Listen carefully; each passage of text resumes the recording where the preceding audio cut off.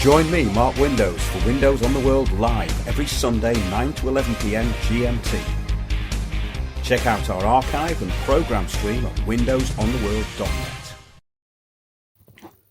Good evening, everybody. Welcome to Windows on the World. Well, we're still in lockdown, and after many weeks of looking into the present situation, the pandemic, the plandemic in actual fact is what it is, and having done the research on what's going on, we now know that Covid-19 has very little to do with the psychological warfare program being rolled out, because that's exactly what it is. And tonight I wanted to get some insight and give you some insight, hopefully, into the program, where it came from, what it's all about, because what we're actually seeing rolled out now is the result of 100 years of social engineering.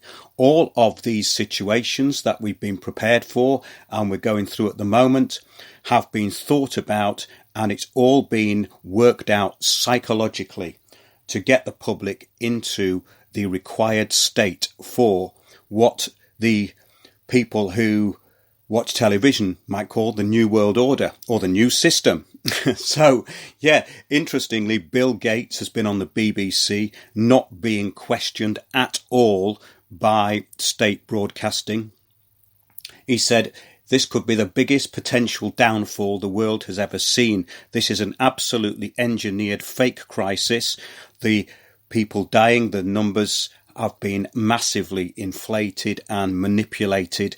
And we've been through that in our shows, Covid-19, Global Business Plan, many others. There's so many shows we've done on this, but tonight let's get into what this is really about. The state broadcaster, the BBC, featured an interview with Bill Gates. Gates went unchallenged on his megalomania, which was absolutely incredible. It's a plan to basically inject the whole planet's population with a vaccine sometime in the future, a vaccine which experts are saying may not work and is actually not necessary. However, what we have here is a culmination of a plan, and what's being rolled out on the back of it is basically the control of world population.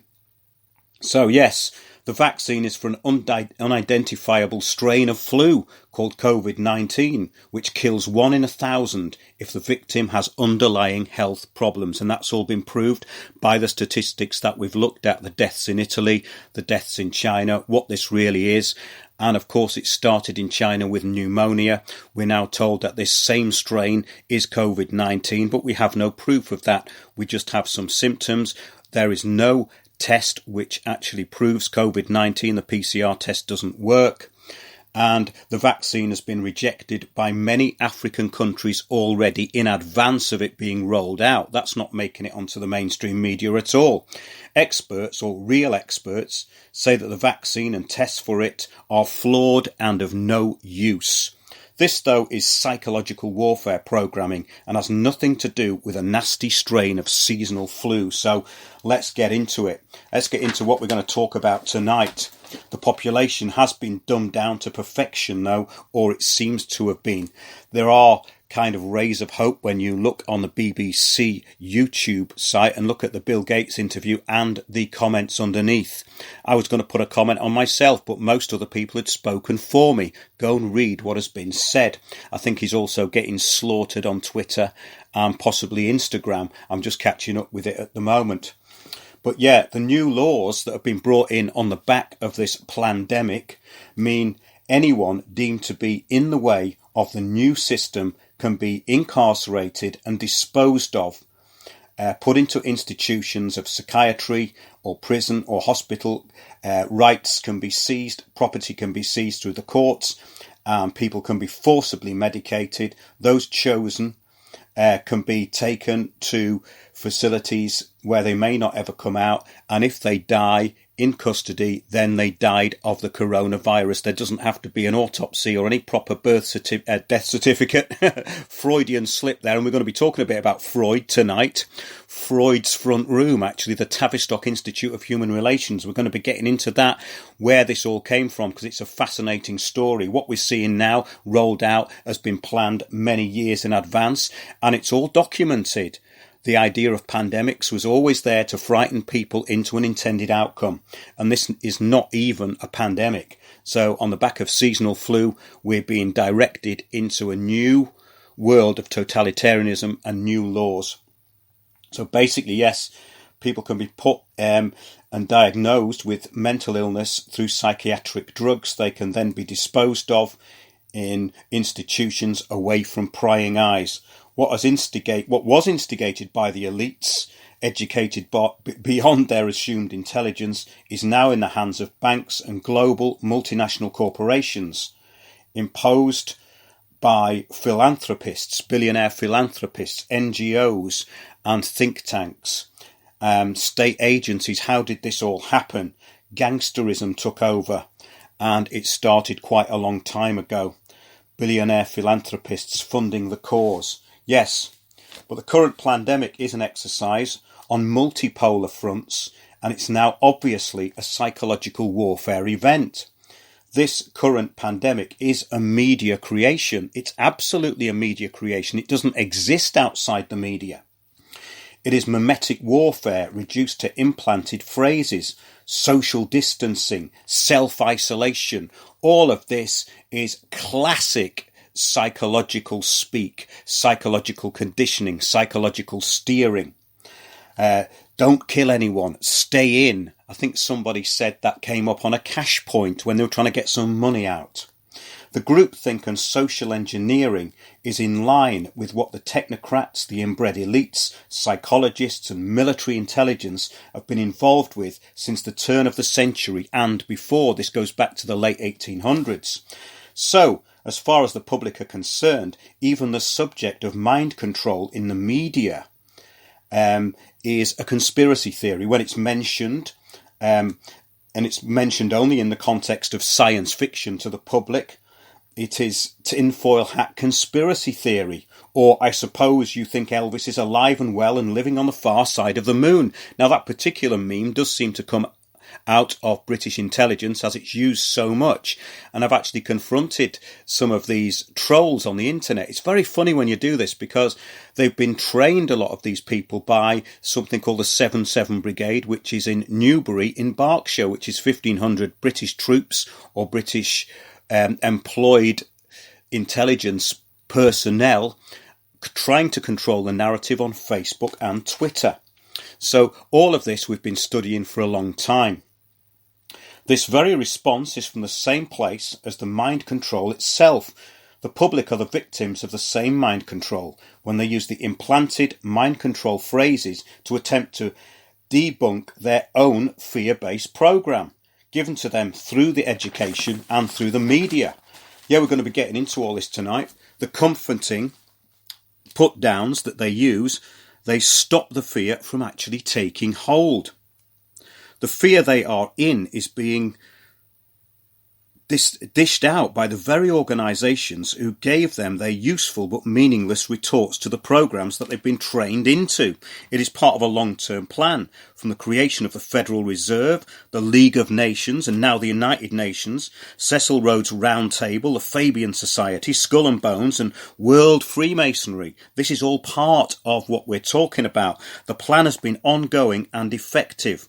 Round Table, city financiers, universities, bankers, politicians, intelligence agencies, psychiatric, materialist humanists embedded themselves firmly behind all media, and that's been going on for the last 100 years, and the executive, judicial and administrative arms of governance have all been taken over by psychological steering.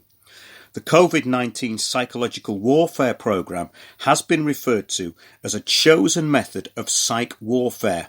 A pandemic is psych warfare. It's to further control the masses through basic fear and group compliance in the face of an external threat. We're going to get into all that tonight. The twisted psychological steering in the language used by Bill Gates is classic mimetic mind control and barefaced lying, which the public have been dumbed down to accept. The destruction of critical thought has been a long-term project since the late 1800s. The interest in manipulation through psychology has run through British intelligence since that time. In the 1930s, this is interesting, H.G. Wells, a real insider, wrote a book called Shapes of Things. And he said in that book, through his character, Raven, that distribution, paper supply, and news services had fallen into the hands of powerful groups, able and willing to crush out any inimical schools of public suggestion. Well, we now call this communitarianism. That's the new name for this. Basically, the controlling of the narrative on all fronts. They set about stereotyping the public mind, and they have actually achieved it. Well, it appears to be the case. Wells notes that the abortive League of Nations had failed. But the world state had appeared, he said, dimly and evasively, as an apparition, as a remote possibility. It had no executive powers, no certain revenues, no army, no police, and practically no authority to do anything at all. This failure was soon to be rectified, and of course then we had the United Nations, 1948. Read their initial document.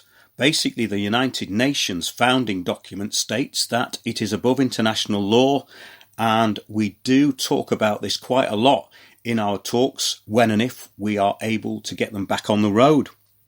So, yes, Event 201. Let's now bring this into the future. It was on Friday the 18th of October 2019, a tabletop exercise for the pandemic psychological warfare operation Covid19. It was rolled out by the Bill and Melinda Gates Foundation, World Economic Forum and the Johns Hopkins Centre for Health and Security. Now this is very historical stuff. The Johns Hopkins University is at the centre of this and goes back a long way.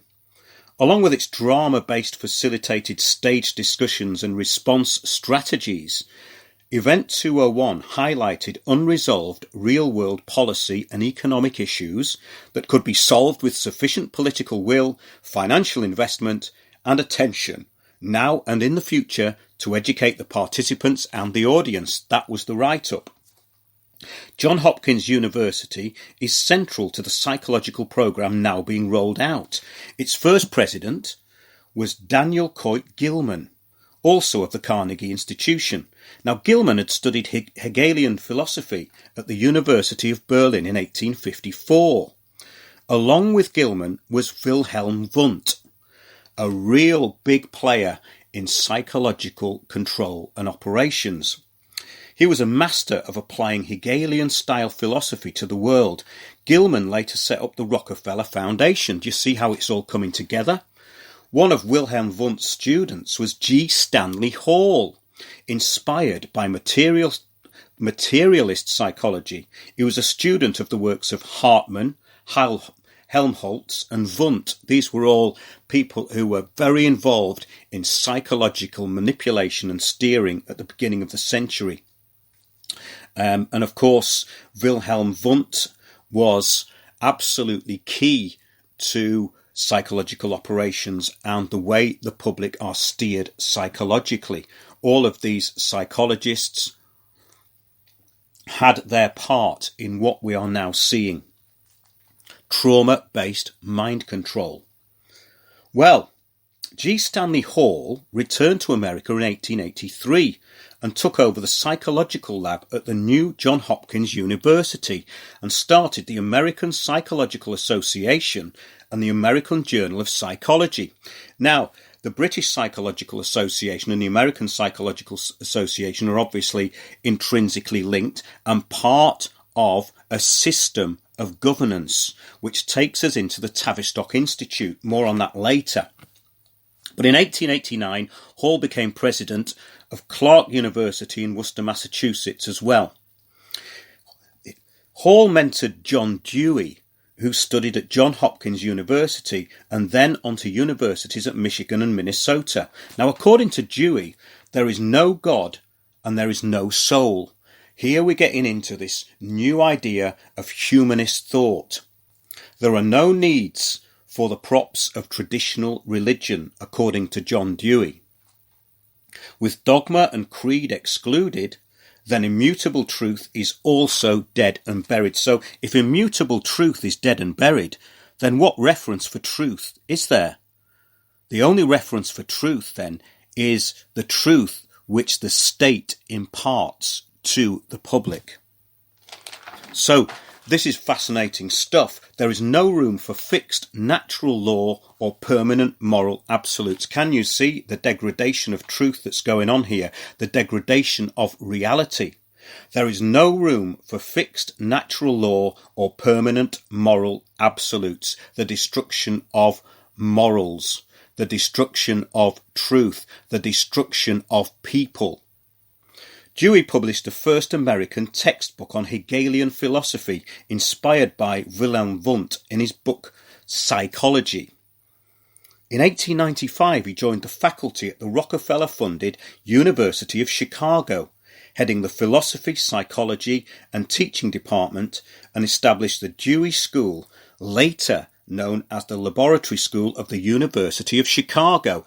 Now, all this is very essential to understanding what Event 201, this planned rollout of a pandemic, which was merely months before the plandemic that we now have. This was alongside other plandemic situations, such as the ones we've talked about in previous shows rolled out by the Rockefellers, and also we had the German Bundestag document from 2012. We've covered all this in our recent shows. Do go back and have a look. They're all in the archive. However, John Dewey believed in channeling raw experiences to the evolving mind of the child.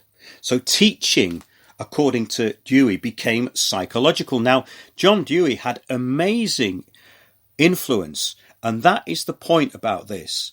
These people we're talking about had huge influence on the English aristocracy, the so-called elites, British military intelligence and society in general. For Dewey, the issue was always how the child related to the state, rather than how the state related to the child. Well, now the state treats all of its citizens as children. You only have to look at television. Television is made for this sort of average kind of intelligence of a 12 to 13-year-old. It doesn't go any higher than that. And some 12 to 13-year-olds are a lot more intelligent than what comes out of the television. So I don't want to generalise there. But the results of the great psychological steering programs are now fully evident. We can see them.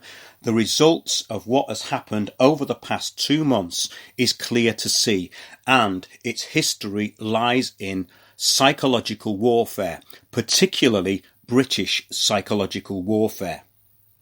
So yes,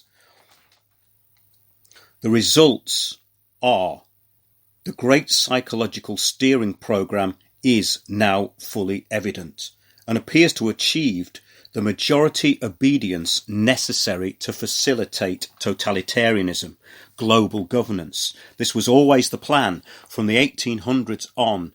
The idea of a world centralised global governance system with Britain at the centre of it has been the plan of these elites, these inbreds, these people who were social Darwinists, these people who thought psychology should be at the heart of steering the population. Now, before we go into the Tavistock Institute, I just wanted to bring up something that years ago I found out about the steering initiatives of the Tavistock Institute of Human Relations and the British Psychological Association. We actually did a video and we filmed outside the Fabian Society, the British Psychological Association, the Economic and Social Research Council and the Tavistock Institute. All of those three are in the same building. All of these organisations are steering policy. What we have to remember is that in this new system, the idea was that there would be policymakers at the very top. There would be those that facilitated policymakers, such as doctors, lawyers, public servants. And underneath that, there would be the mass of people who were subservient to the system and served it and basically were steered through the other groups. It's very, very simple. All you need at the top is a dominant elite, and then you have the serfs for the elite underneath that, and underneath that you have everybody else. So you have the administrators in the middle. So then you have control over the executive, judicial and administrative processes. But yes, I've studied the Hegelian-inspired takeover of the protest known as Occupy. Occupy went all around the world. Originally, Occupy was all about the financial system, but then it was quickly taken over with George Soros money and NGOs and think tanks, and it was steered into the direction of the new apocalyptic vision of climate change. Now, the Tavistock at Occupy, I found, was studying the protesters through social dreaming experiments. Basically intelligence gathering, monitoring and steering. And when I inquired about the programme, I actually got in touch with the Institute, the Tavistock Institute, and phoned them up. This was part of one of my shows several years ago. So I phoned up the Tavistock Institute and asked them about their social dreaming exercises. And they told me that they were not actually doing any social dreaming exercises at all. They actually feigned to know, or feigned to actually state to me that they didn't know what I was talking about, that they never did any social dreaming experiments. But that's strange, because it was on their website at the same time. It was still on their website. So there you've got an organisation, a psychological organisation, which was set up through British military intelligence, that puts things on its website and then tells you that these things that you're talking about aren't on their website when they clearly are, which is a kind of psychological warfare program within itself. So the Tavistock Institute was born from military intelligence and psychological warfare, and has spawned hundreds of think tanks, NGOs and organisations of communitarians, useful idiots, policing, imposing and nudging all those who engage with their programmes. It's absolutely what people would call mind control, and what people outside of it and unaware of it would call mind control, a tinfoil hat conspiracy theory, which is the terminology which came out of places such as the Tavistock Institute. So it all goes back into one circular system. Yes, it's fascinating stuff, but it was born of military intelligence, and armies of psychologists are in positions of power in the media, civil society, the military and all public organisations. Yes, this is all for the common good. It is all in the public interest. We hear this, don't we? The common good, the public interest. Well, the public interest means that you can now be forcibly detained. You can be taken to a place of incarceration. You can have one medical professional actually sectioning you under the Mental Health Act and being detained. So everything that the psychologists at the turn of the century and before the turn of the century in this country were talking about has now been achieved through seasonal flu. Well, the Tavistock Institute is as important to the current operation of Covid-19 as the Bill and Melinda Gates Foundation, the World Economic Forum and the Johns Hopkins University, all of whom facilitated the practice drama called Event 201 on Friday the 18th of October 2019. Let's get back to the beginning, though, of the Tavistock Institute.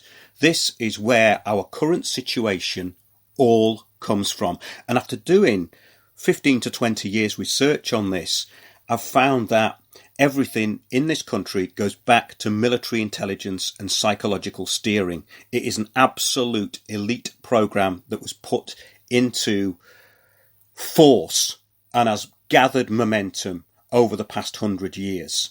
And now we are at the pinnacle of the achievements of these people. But the Tavistock story began after World War II.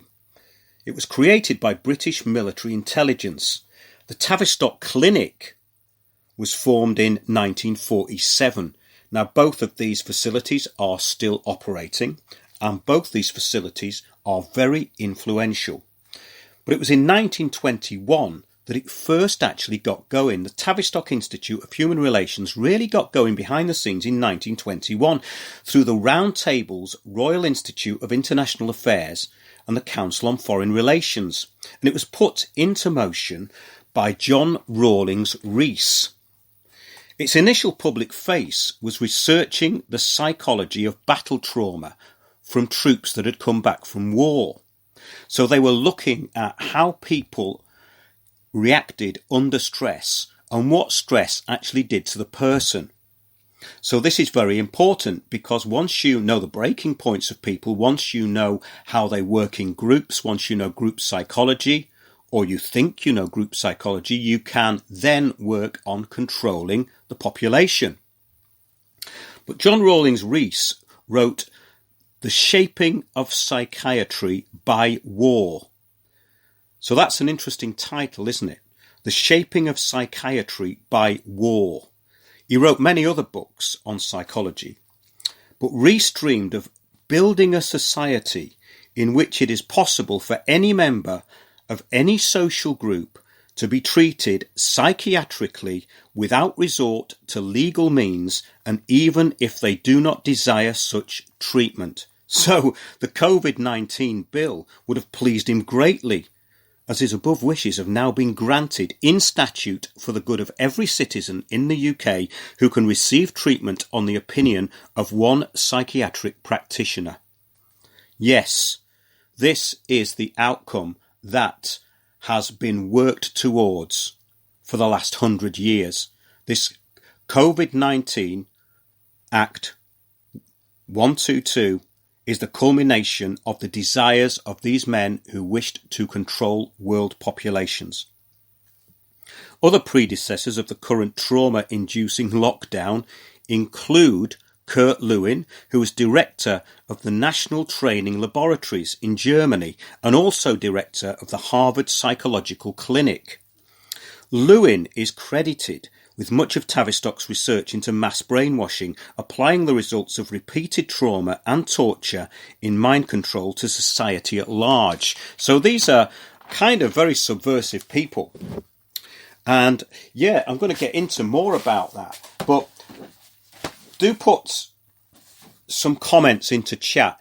It's great to have these shows that I'm doing in America, or they're going out in America, for RBN, which is Republic Broadcasting Network. I've also been doing some interviews recently, and the amount of research that I'm doing is pretty phenomenal. So I am going to be putting a book out very soon, and also a film, which you can support by going to Patreon. So if you want to support the show, do go to Patreon, or you can go to windowsontheworld.net and help us out through there. Actually, this is very heavy going tonight, so I'm going to have a little break, and then we're going to come back and talk more about the Tavistock Institute, which I think is going to be very illuminating to people out there.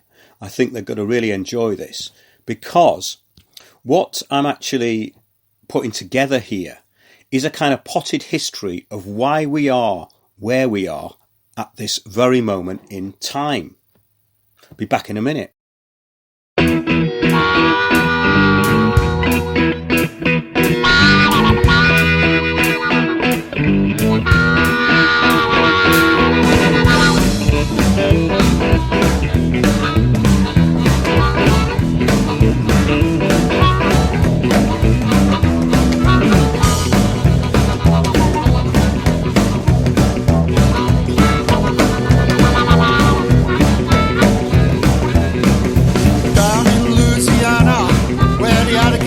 So fine, there's a Cajun queen for the Cajun dreams.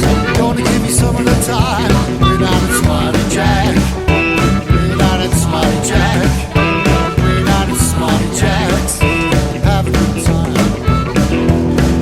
Smarty Jack, just a railroad track. A house with a neon sign. And then Cajun queen for the Cajun dream. Gonna give you some of the time. We're down at Smarty Jack. We're down at Smarty Jack. We're down at Smarty Jack.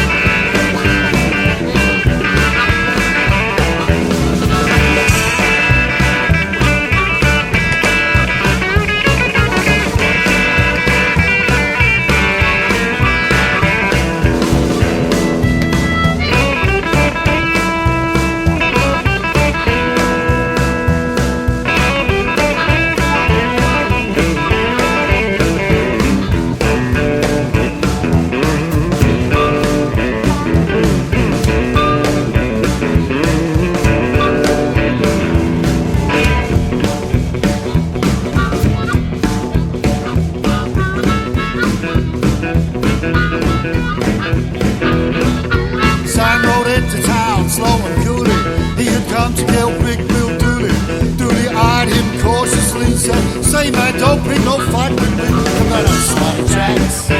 Way down on Smarty Jacks. Way down on Smarty Jacks. Have a good time. And the color go go. The color go go. The color go go. The color go go. Smarty Jacks. Way down on Smarty Jacks. Way down on Smarty Jack. Have a good time.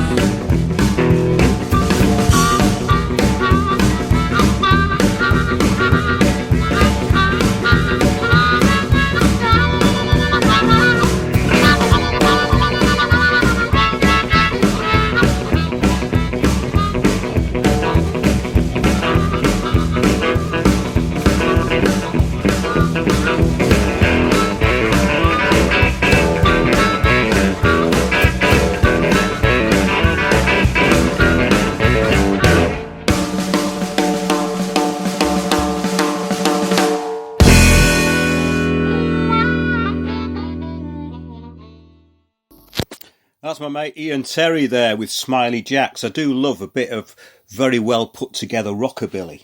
But let's now get back to social engineering and Kurt Lewin. Let's see if any of this resonates. This is a quote from Kurt Lewin, and he's credited with much of the original Tavistock research into mass brainwashing, applying the results of repeated trauma and torture in mind control to society at large. So he was interested in traumatizing society to get a required outcome. He said, if terror can be induced on a widespread basis into a society, then society reverts to a tabula rasa, a blank slate, a situation where control can easily be instituted from an exterior point.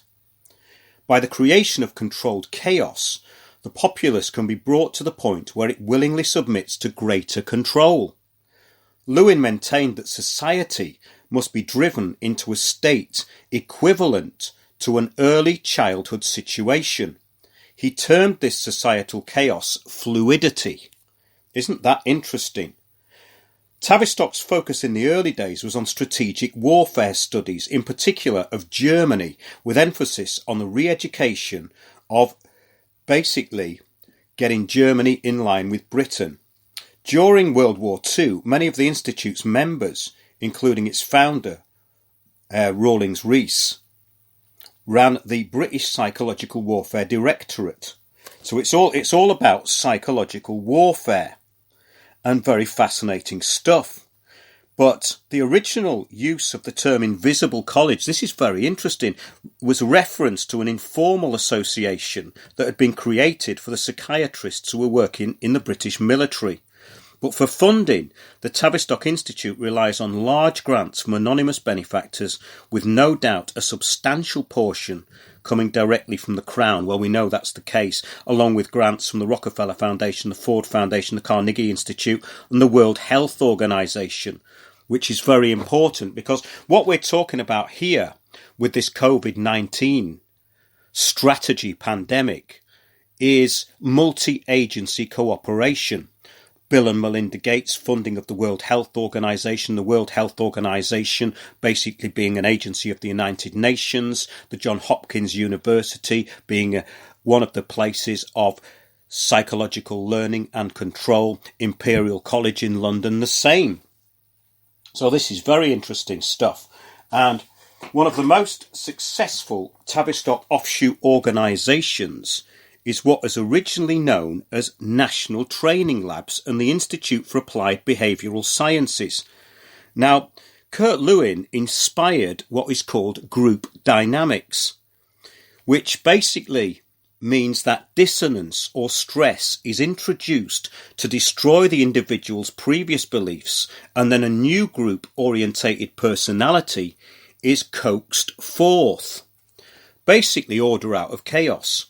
Eric Trist introduced his theory of social turbulence based upon the theories of Hegel in 1963, so this has been an absolute ongoing psychological warfare programme within the Tavistock Institute. And interestingly, Eric Trist, the chairman of Tavistock's governors in 1963, described his and Tavistock's works on mass brainwashing, delineating in theory, his theory is called social turbulence, based upon the theories of Hegel. Trist is far more quick to cite Lewin, but he is actually influenced by Hegel. But Trist postulated that the administering of a series of traumatizing shocks would destabilize it. Yes. Now, this is also very interesting when we go into what was going on in the 60s. In 1967, in May 1967, at Queen Elizabeth's palatial estate in Deauville, France, a conference was convened. It was intended to update participants on ongoing projects of the Tavistock network.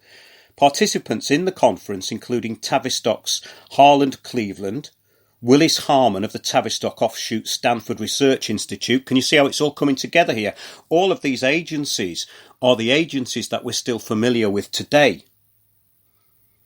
Zbigniew Brzezinski, he was actually the future Carter National Security Advisor. He obviously wrote books like Between Two Worlds, and he was very, very influential, as was Dr. Aurelio Pecci, later to head the Zero Growth Fixated Club of Rome. He was then chairman of the Economic Committee of the Atlantic Institute, another massive player. Just look up these organisations. When I've been researching this over the past 10 to 15 years, it's a spider's web of organisations which all go back to military intelligence and psychology. All of it does. But basically, fleshing out the hologram of elitist New World Order planning is the information that Zbigniew Brzezinski is believed by many in Western intelligence agencies as to have been a KGB mole. So basically, we're talking about something very important here now, right? We're talking about the crossover of global communistic ideas and Marxism and the Fabian Society. What is very apparent when you look into the history of this is that it was all about psychology and communism. So the aristocratic elite were absolutely fixated on controlling psychologically the population and a new system of governance like communism to take over the world and to have a ruling elite. In other words, them in charge. And this has been the plan ever since. It's spread out now. It's more multipolar. But in essence, it's still the same model. And I think that's really, really important. So according to Trist, this Eric Trist, who introduced his theory of social turbulence, the current wired society, now we have to remember that this was in the 1960s, but update this in your own mind now. According to Trist, the current wired society, where the main interlocking is with electronic media, is only a metaphor for further dissociation. So all of this is planned. All of this alienation through social media, through smartphones, was all planned. Because ultimately it takes you back into the hive mind, which takes you back into the state, which takes you back into control. Obviously, it hasn't worked that brilliantly on the internet, but it's worked pretty well. There are people who use the internet for what it's actually there for. But basically, the situation we are in now is as a result of what came out of organisations such as the Tavistock Institute of Human Relations. I have seen how that organisation and its psychologists have steered NGOs, think tanks such as Demos, the public policy think tank, who are absolutely linked in with MI5. We then go into things like the Sigrid Rousing Trust, who fund organisations which are deep state communist organisations, Marxist organisations. Well, we could call it communitarianism now because that's the new word for it. They all come out of military intelligence. So organisations like Hope Not Hate and think tanks like Demos are part of this British aristocratic elite. And that might seem strange to a lot of people. They'll go, yes, but they're all lefties. They all think that there's a left and right involved here. And of course there isn't. People have an idea that this country was at one point Great Britain and it had certain standards and it had certain things. No, it was never that. At the core of it, it's always been the centre of global control through psychology. Absolutely. In the last 100 years. So I think this is very fascinating to see where we are now when we look at this Covid-19 bill that's come in. Yes, the likes of those at the Tavistock Institute in the early part of the century would be absolutely rubbing their hands with glee. The thing that they might be disappointed about is that they haven't achieved it before now.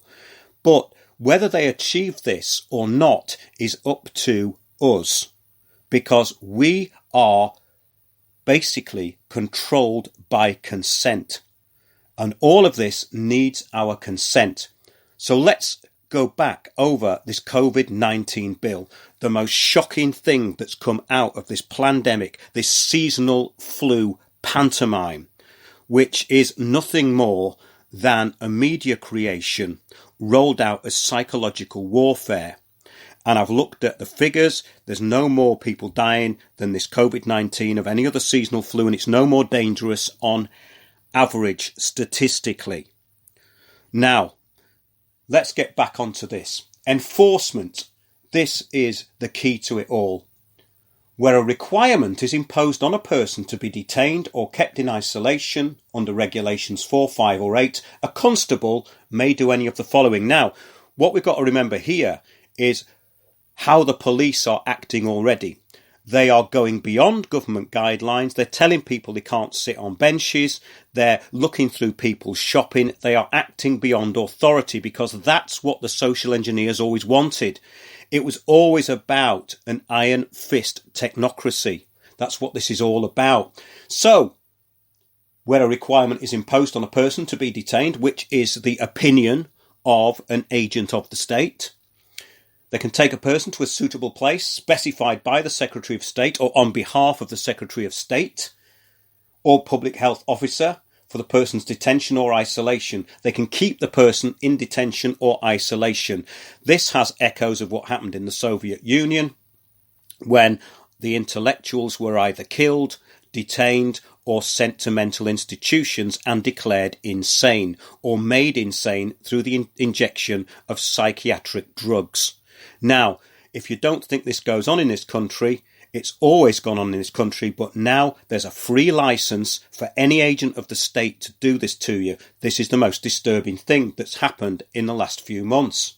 Where a person absconds from detention or isolation imposed under regulations 4, 5 or 8, a constable may take the person into custody and return the person to the place of detention or isolation or take the person to another suitable place specified by a public health officer.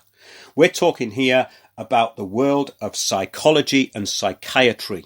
Once you are under the chemical kosh, then you will be declared insane merely on the side effects of the drugs that they can give you. So we are in a difficult and dangerous situation here. Everything I've said so far in this show is the culmination. The culmination is now. Where a person absconds, where a person absconds from detention or isolation imposed, a constable may take the person into custody and return the person to the place of detention or isolation. A constable may use reasonable force if necessary in the exercise of a power under this regulation. Basically, this is a psychological warfare program. Let's just have a quote here from Bertrand Russell. And he was one of these people we're talking about, the early part of the century, along with people like Aldous Huxley, of course. Bertrand Russell. This is called The Impact of Science on Society. Simon & Schuster, 1953, pages 103 to 104.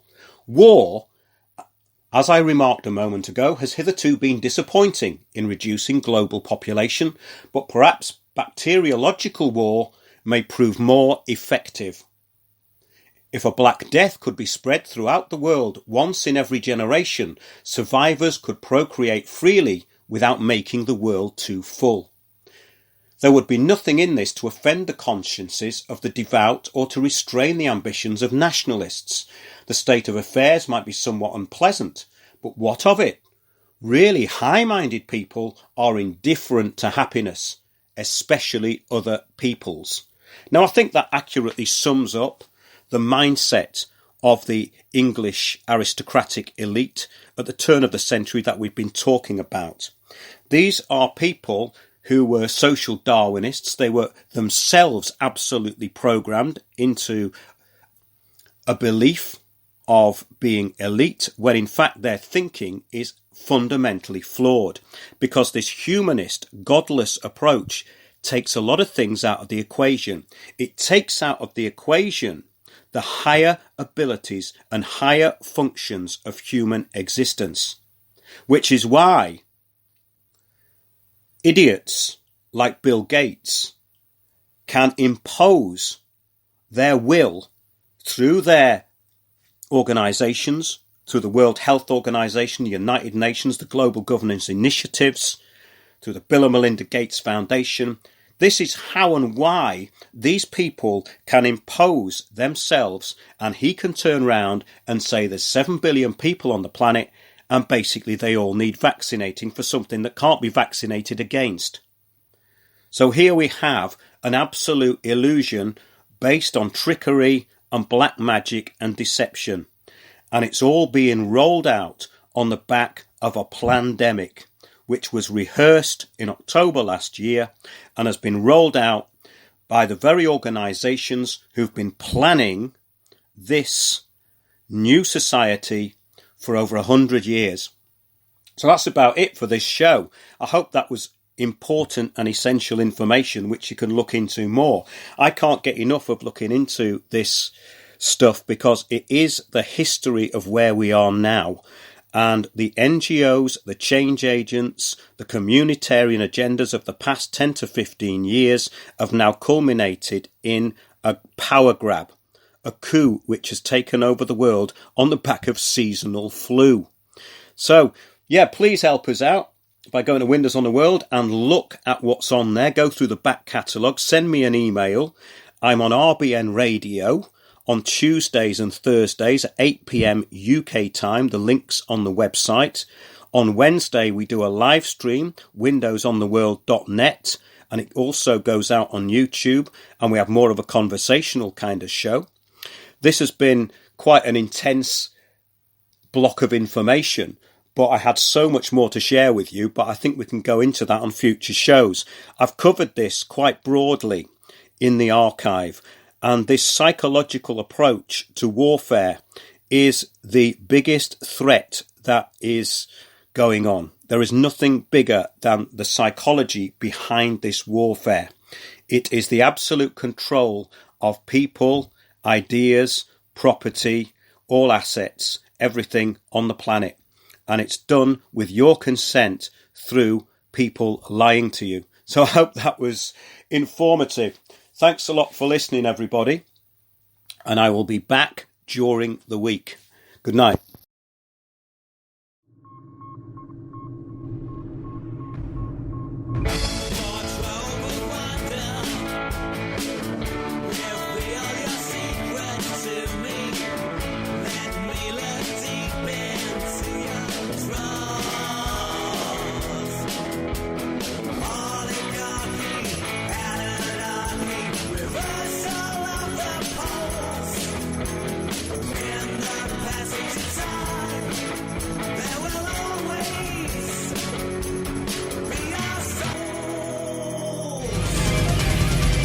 Join me, Mark Windows, for Windows on the World live every Sunday 9 to 11 p.m. GMT. Check out our archive and programme stream at windowsontheworld.net.